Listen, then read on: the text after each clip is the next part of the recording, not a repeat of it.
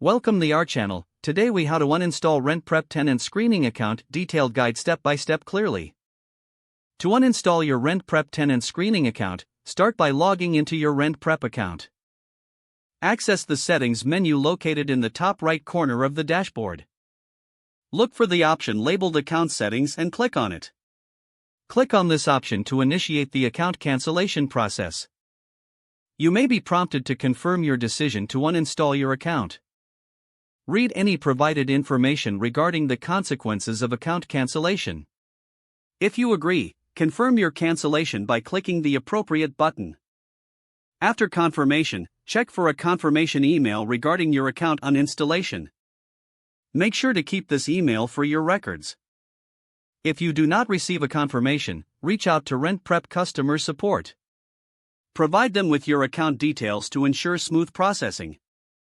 Review any final billing or outstanding balances if applicable. Once everything is confirmed, your account will be uninstalled successfully. End by ensuring you have saved any necessary documents related to your tenant screenings. If the page does not load, refresh the browser or try again in a private or incognito window.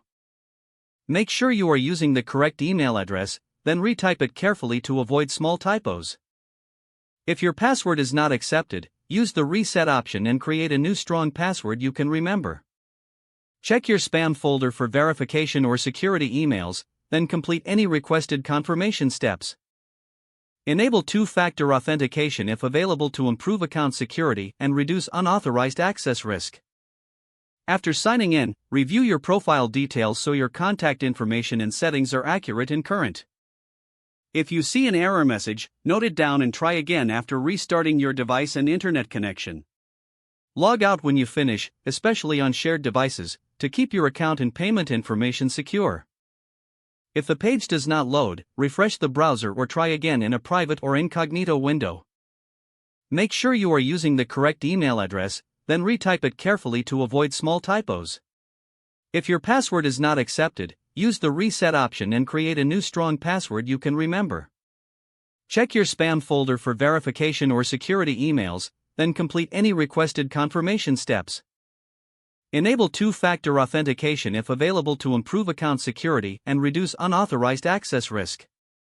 After signing in, review your profile details so your contact information and settings are accurate and current. Don't forget to like this video and subscribe to our channel for more step-by-step tech guides.